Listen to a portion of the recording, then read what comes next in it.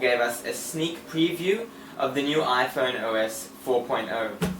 Now, this isn't going to be available until summer in the US, which is soon, a couple of months. But they threw in some great new features. This is a massive update. Can't wait. They threw in a lot of new features that people have been asking for recently, and so let's go through them. I'm going to just first go through the good stuff, all the new the basic features, and then after that I'll go through the bad stuff. First up was multitasking. So this is a feature that a lot of phones in the past, and even the current phones of today, have, which Apple never delivered in its devices such as the iPhone and the iPod Touch. Now, this is what's been lacking in the iPhone compared to other phones in the market. But now, with this new multitasking feature, all you have to do is double tap the home button, and along the dock over here, the bottom dock, you will see all the apps that are open, and you can just scroll through them and close them, open them, switch apps really quickly. It's really nice. They've done it really well. Good job, Apple. Also, they have changed the dock, the background of the dock. It no longer looks like the original iPhone dock. It looks like the Mac OS X dock that you see, the reflective dock with the icons, the glass dock, at the bottom. So that's pretty cool. That was only a feature that was available by jailbreaking it, but now with this new update you'll get that automatically. Next, there's a new feature called folders. So this is great for people who have a lot of games, or any apps for that matter. A lot of apps, and they need to organize them. So what you can do is just hold down an icon and drag it into another icon, and it'll create a little folder. And depending on what genre those apps are, it'll name that folder. So say games, or utilities, or entertainment, or education. So that's an awesome feature. The next one is in the Mail app here. They have now have a unified inbox. So what that means is, say you have like 3 or 4 email accounts on your actual Mail app. So say you have MobileMe, Gmail, Microsoft Exchange, and Yahoo, say, just for example. So what this will do is, instead of having to go check each inbox separately, going back and forth between the menus, now every email from every account will go into one inbox. So I'm sure it'll tell you this one's from Yahoo, this one's from MobileMe, this one's from Gmail, blah blah blah. But that's pretty cool. You don't have to keep going back and forth now, it will all be in one inbox. The next cool feature which they had is iBooks. Now this is a new app of Apple's, which they've only just released on the iPad recently. So what this enables you to do is actually read books on the go, on your device. So obviously, if you like a bigger screen and all that, then the iPad is for you. But if you've got an iPhone and you don't mind, and you don't really want to spend couple $400 or whatever, or $500 on an iPad, and you don't mind reading on this smaller screen, then really iBooks would be a very handy application for you, because you have the iBook store. You can download as many books as you want, and all on this little device. And Apple will be giving one free book away with the iBooks device, which is Winnie the Pooh. Good on you, Apple. The next cool thing was iAd. Now, iAd is basically mobile advertising for applications. So if you've been inside an application before where they've had ads at the bottom, like a free application, they've had ads at the bottom, the developer needs to make some money, even if the ad is free. So they have ads at the bottom, and you've seen them flashing or popping up and annoying you during the game. And according to Apple, which is actually true, according to Apple, people aren't clicking on these apps because it actually takes them outside of the application, loads up a web page in front of them, and then they've lost their game, wherever they were up to in the game, or whatever the app was.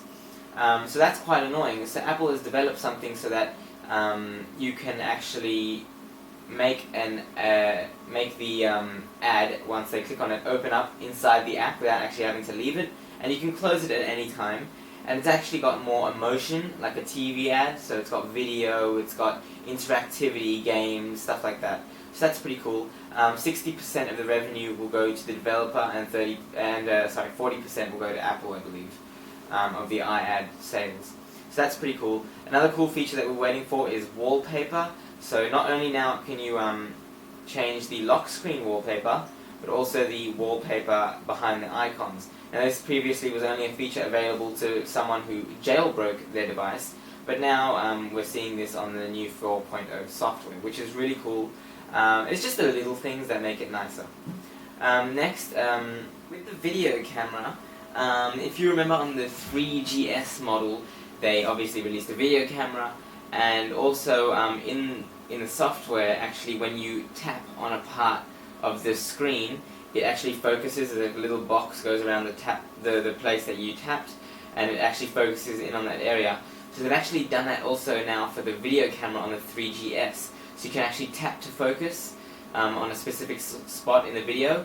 They have also added a 5x digital zoom to the camera. So that's nice. I mean, the quality will get worse the more you zoom in, but it's nice, you know, if you really need to zoom in. But yeah, you should get up close to your pictures, I suppose. And last but not least, something we weren't expecting from Apple, Game Center. This is basically like Xbox Live. It's a gaming center where you it's a centralized gaming service where users can connect with each other, check high scores, you know, swap information, stuff like that. I'm not exactly sure what it does, but because I didn't actually read about it, but I'm just giving you the basic view of what they gave out, what they showed us in the keynote. Now that was all the good stuff of what is coming to OS 4.0, and now here's the bad stuff. All of this and much more is only going to be available on the 3GS, the 3G, the iPod Touch 3rd generation, and the iPod Touch 2nd gen.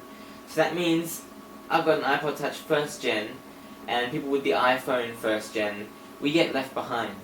That's the bad thing. And here's something even worse. If you have a 3G, I don't think multitasking will be included in the software update because the hardware just can't support it. And that's the same reason why we're not even getting the update on the 1st gen and the 1st gen Touch and the 1st gen iPhone, because the hardware can't support it apparently, according to Apple. That is the downside. It's really upsetting. So if you've got a 3G, 3GS, 2nd gen Touch or 3rd gen Touch, you should be good. If you have a 3GS, you'll be flying. You'll get everything on the software update. But otherwise, I get no software update, which is pretty sad. Maybe they'll throw something in, maybe like the wallpaper changing or the dock or something like that, something small. But I really want multitasking and folders. It looks really cool, and I'm really upset that I'm not getting it. But you know what? I have to update one day, I suppose. And yeah, so that's pretty much it. Apparently, Apple could have just changed a line of text in the software code so it would support the iPhone 1st gen and iPod Touch 1st gen. But apparently they didn't choose to because it would slow down the device too much, and they want to give Apple customers the best experience possible without them having to complain, so they're going to give us nothing in the end. So yeah, that's just the overview of the iPhone OS 4.0 keynote that they had the other day, and hope to see you guys later. Bye.